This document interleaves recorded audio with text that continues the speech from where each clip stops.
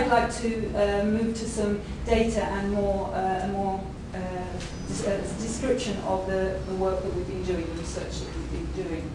So as I say, over the last 10 years we've been doing research in complementary schools, and I'll tell you a bit about complementary schools in a minute, though I'm kind of guessing that a lot of people in this audience will know about that. I'm particularly going to be talking about data from this project which Adrian Blackledge led, and it's a project, a European project. You see all of the people involved listed there. Okay, so our project has been in complementary schools. Complementary schools are also known as supplementary schools, heritage language schools in the United States. I think in Australia they're sometimes called ethnic language schools. And these are schools which are outside the mainstream, okay? They, in this climate, receive no funding from government sources.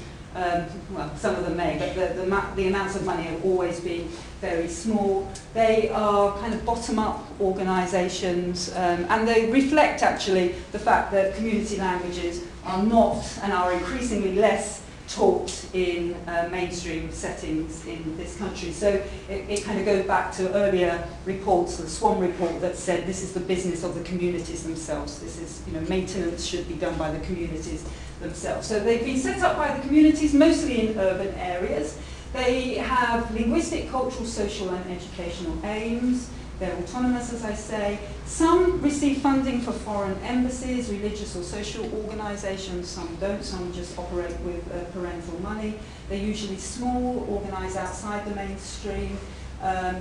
They don't usually have their own premises. They usually borrow premises like primary and secondary schools, FE colleges. Some do own their own spaces. In fact, the school that I'm talking about does own its own space. And those figures there come from SILT, actually, and I don't know how reliable they are, but there are many schools out there. The information is very difficult to get hold of because the schools rise up and fall away quite quickly, although some are quite established. The teachers may be untrained but experienced. So many have many years teaching experience in complementary schools. Some teachers work in the mainstream sector as well, and some don't. So a lot of variability. Lots of variability in size as well. So in our schools, we have looked at schools with 20 on roll to 400 on roll. So, you know, they vary hugely.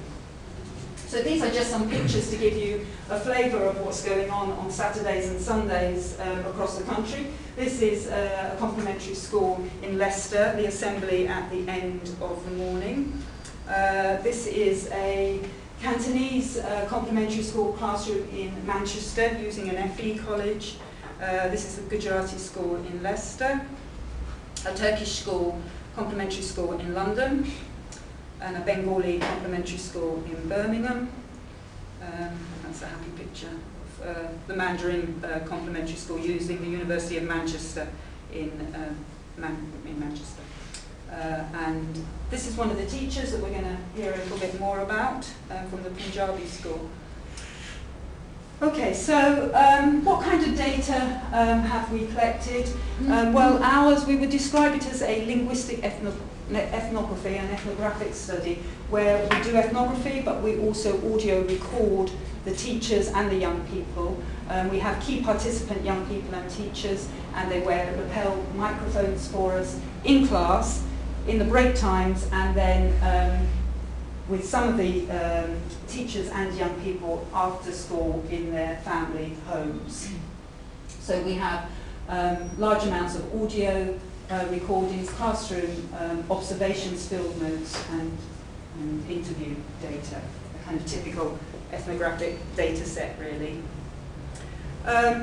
So these are our key participants. Let me just catch up with myself. So today we won't hear from all of them. You'll hear data from Gopal, who is a teacher who was born in Birmingham, is a young teacher who's working as a assistant,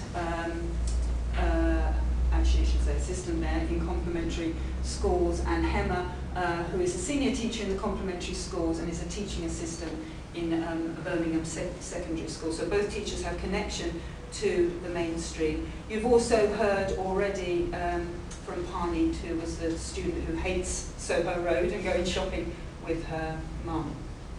So here's some interactional data from those two teachers and their classrooms in a moment.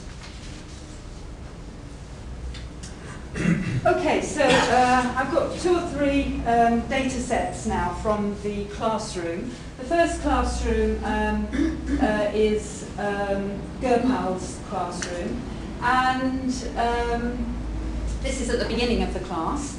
And you will hear in this extract, he kind of wrong-foots the students. In some ways, it's a typical classroom interaction. You see him ask a question, and the students attempt to answer. So it's initiation, response, feedback. There's a kind of typical classroom pattern of interaction that you see, so that you expect. But he wrong-foots them. So we'll listen to it first, and then I'll make some points about it. What's a mustachio? A mustache.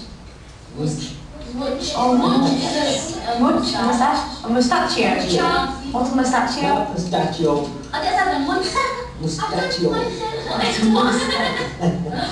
Mustachio. What language is it? Is it English?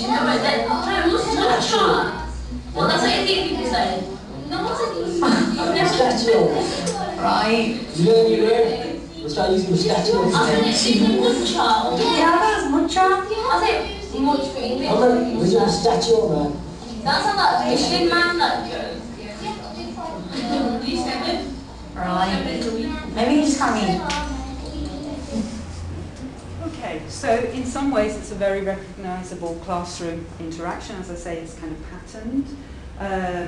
The teacher is introducing a new vocabulary word, and the teacher sets them homework. So it's kind of the genre of the language teaching classroom.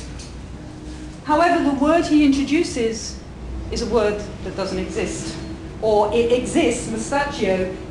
You can find it in the dictionary as linked to, it says something like Spanish and Italian origins. But he's using this word that apparently, we understand, has connections to a game, an online game that he plays.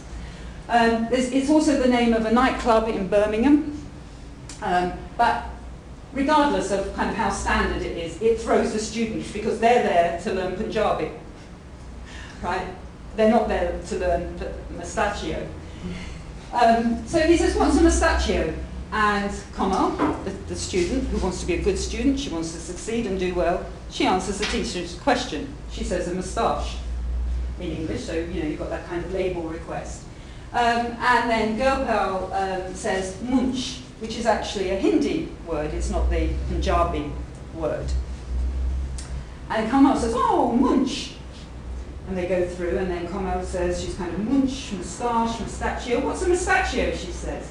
And then we see some fun and kind of rhyming across, making sound connections to sounds. Mustachio, not a pistachio, Gopal says. And they continue. I didn't say mustachio, moustache, mustachio. What is it? What language? She wants to know. Come on, let's get serious. I'm here to learn Punjabi. What language?